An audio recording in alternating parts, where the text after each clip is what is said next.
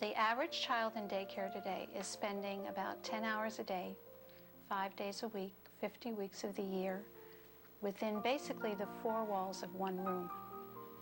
This amounts to 12,500 hours that a child will have spent before 5 years of age. It's equivalent to the amount of time that you or I spent going through elementary and high school.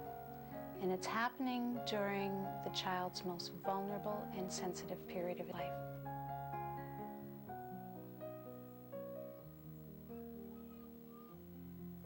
The child-rearing habitat for future generations of this country, and increasingly for the world, is becoming the child care center and not the home.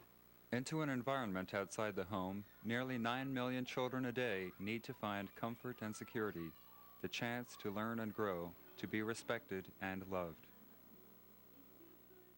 I feel really strongly that every child is a miracle, and that that's the way in which we need to hold the image of the child as we create furniture and spaces for children. With a miracle, you don't tell it how to do its job. You don't tell it when to do its job. You prepare yourself for it. You prepare the environment and yourself to receive it. And you are in awe and reverence of it when it comes, and you are in deep gratitude for what it has to offer.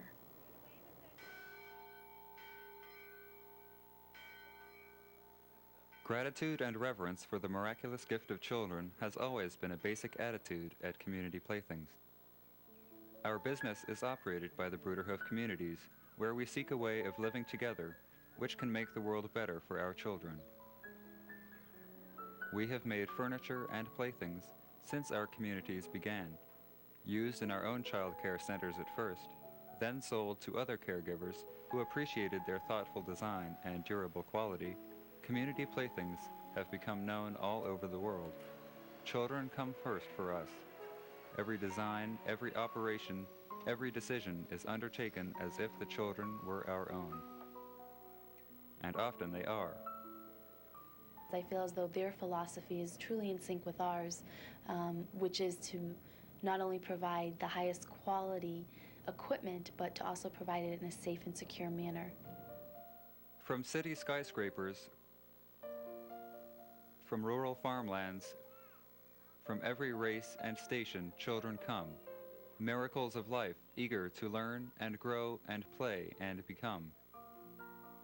Play is a child's natural means of discovery, communication, and expression. Thoughtfully designed equipment and loving guidance create a world where children can grow and learn to understand themselves and those with whom they live. This environment will say, louder than words, here is a place to play, to enjoy, to discover, and to learn. Although we must rely most of the time on indoor activity, we should take a lesson from the world of nature. Sand, trees, rocks, grass, animals, and plants provide endless opportunities for exploration and creativity. These belong to children. It is all the more important, then, that through the choice of play equipment, we strive to offer similar indoor opportunities to our children. Well, in my experience over the years, I've identified 4 needs in relationship to the environment that I feel all children and even adults require. And I call these movement, comfort, competence, and control. The variable of control is actually multifaceted. One aspect of it has to do with feeling that you can control your position in the room and the degree to which you will be invaded by other people. I think we feel safest when we have our back against a wall or a tree or a bench, something solid. And what I find is that if we can get children in the more protected places in the room, so they sit there with their backs against a wall and then look out towards the room, they in fact feel more comfortable and become more engaged in what they're doing. The other aspect of control has to do with being able to control how many people you have to interact with at one time. Having the opportunity to be alone if you want. And that's another beautiful thing that the loft does. we need to increasingly think about ways to create spaces that are very small as well as spaces that are larger, so that children can control their own access to materials and their own access to other people.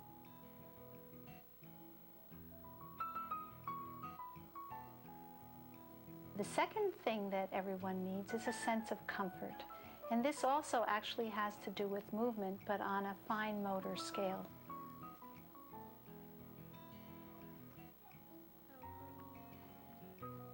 The senses function by responding to moving elements in the environment and by themselves moving. We need variation, sensory variation in the environment. Different forms of light, different things to look at, different sounds, different odors, different textures. Nature is the most comfortable and harmonious environment I know when it's not raging in a storm or something, because it has what I'd call difference within sameness. There's a certain predictability to it that allows you to feel safe because you know it will always be there and always be the same. But if it was totally predictable and repeatable, you would get bored and your interest would drop off. It's that difference within sameness that we want to create within the environment to make us feel comfortable. Wood has the beauty of aging with time in a graceful way. I really deeply appreciate the fact that Community Playthings is making their materials out of hardwood maple so that children can touch and feel the real thing. And over time, I've seen these materials. I think I've known of your equipment now for 25 years, and I've seen pieces that 25 years later, yes, look mature, but they don't look badly marred and unpresentable. They need outdoor play equipment. They need indoor play equipment. The indoor would be for manipulative play. The outdoor would be for their gross motor skills, which would be riding, pushing, pulling, and inside the blocks, building. We know that young children learn primarily by moving their bodies in space. It's a question of large muscle activity as opposed to small muscle activity.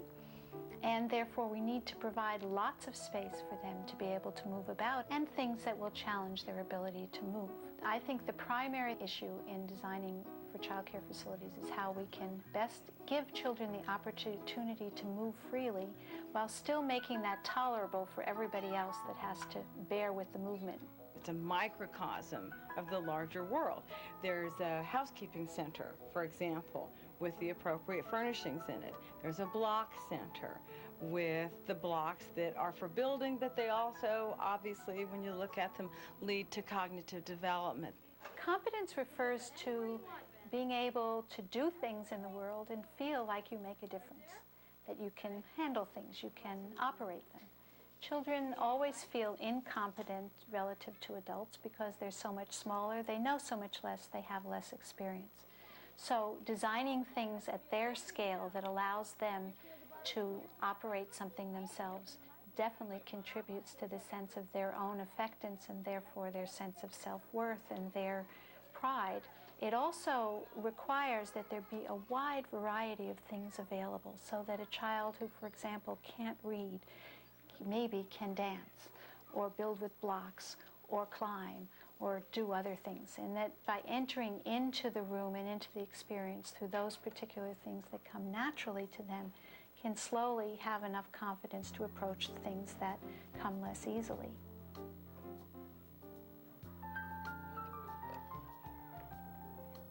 When children feel successful, they really do better. And all of these strategies that I've shared with you, the effect of all of them is that children feel capable. And when they feel capable, they are capable. In my classroom, I want children to realize that we are all different, that we may be different ages, myself included. We may have different abilities. We may have some disabilities. Again, I feel that Community Playthings has made an effort to look at a wide range of materials and equipment to meet a diversity of needs. So you have lofts that you can climb, and you have shelving units that can store wide varieties of different kinds of materials, and you have tricycles and scooters for for moving around, and you have things to appeal to children's imagination and dramatic play and their ability to use messy and unstructured materials. The environment we provide has to say to children, we respect you. That's why we rake the sandboxes, that's why we sponge the tables, that's why we try to make the environment look as inviting as possible. Community Playthings equipment says that to children. In addition, we also need to give children plentiful opportunities to be outdoors in nature. 50% of the program should be in the natural environment.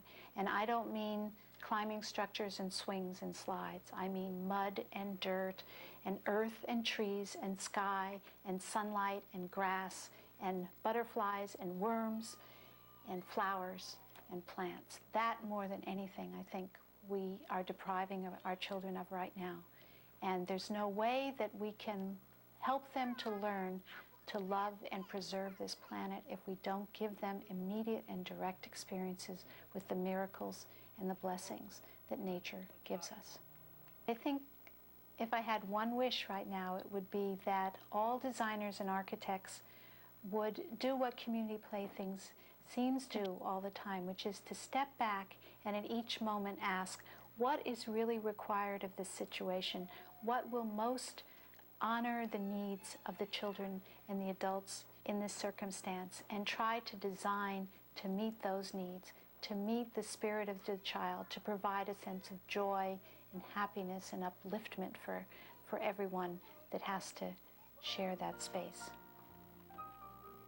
Over the years, we at Community Playthings have appreciated working with committed caregivers in early childhood education.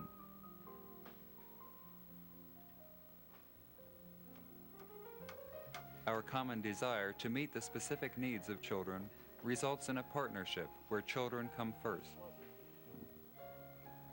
We will continue to design and produce products which enable you to do the very best for your children. Our love for children is built into the products we make for you and your children.